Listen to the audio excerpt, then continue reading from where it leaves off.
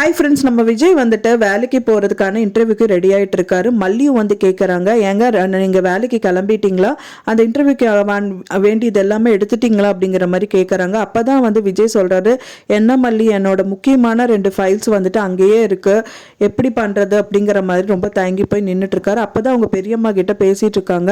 இப்படியெல்லாம் சொல்கிறாரு பெரியம்மா, என்ன பண்ணுறதுன்னு தெரியல அப்படின்னு. அப்படி தானே, அப்போ நானே போயிட்டு அவங்க வீட்டில் போய் எடுத்துகிட்டு வந்துடுறேன் அப்படிங்கிற மாதிரி சொல்கிறாங்க. நானும் கூட வரேன்னு சொல்லிட்டு மல்லி சொல்கிறாங்க. ஸோ 2 பேருமே வந்து போகிறாங்க. 2 பேருமே போயிட்டு அந்த வீட்டில் வந்து எல்லாரும் தூங்கினதுக்கு அப்புறமா வந்துட்டு அங்கே வீட்டில் செவிரேறி குதிக்கிறாங்க மல்லி. அன்னபூர்ணி அம்மா கேட்டுக்கு வெளியிலே நின்றுட்டு இருக்காங்க.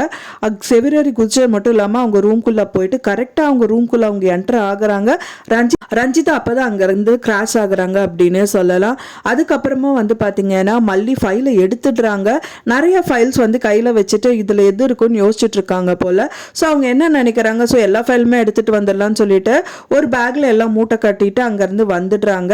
அது மட்டும் இல்லாமல் வரும்போது வந்துட்டு அந்த ஃபைலை வந்து வெளியில் வீசுகிறாங்க. போட்டவுடனே வந்துட்டு அந்த சத்தத்தை கேட்டவுடனே அன்னபூர்ணி அம்மா வந்துட்டு கத்துறாங்க.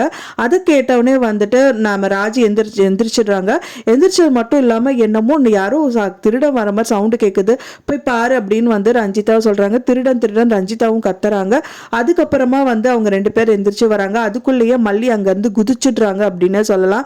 குதிச்சது மட்டும் இல்லாமல் வந்துட்டு அந்த சத்தத்தை அவங்க கேட்டவுடனே அங்கேருந்து போகலாம் அப்படிங்கிற மாதிரி அன்னபூர்ணி அம்மா சொல்கிறாங்க.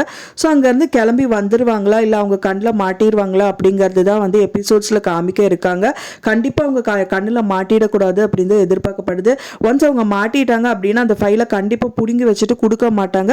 அப்புறம் அவர் திரும்ப இந்த இன்டர்வியூக்கு போகிறதும் வந்துட்டு இல்லை அவங்க வந்து பெரிய அளவில் அச்சீவ் பண்ண முடியாது. ஸோ அதனால வந்துட்டு கண்டிப்பாக அங்கேருந்து தப்பிச்சிருவாங்க அப்படின்னு எதிர்பார்க்கப்படுது. ஸோ எப்படி தப்பிப்பாங்க என்ன அப்படிங்கிறத வெயிட் பண்ணி பார்க்கலாம் ஃப்ரெண்ட்ஸ். நீங்கள் என்ன நினைக்கிறீங்க அப்படின்னு சொல்லிட்டு உங்களோட கருத்துக்கெல்லாம் மறக்காமல் எனக்கு கமெண்ட்டில் ஷேர் பண்ணுங்கள்.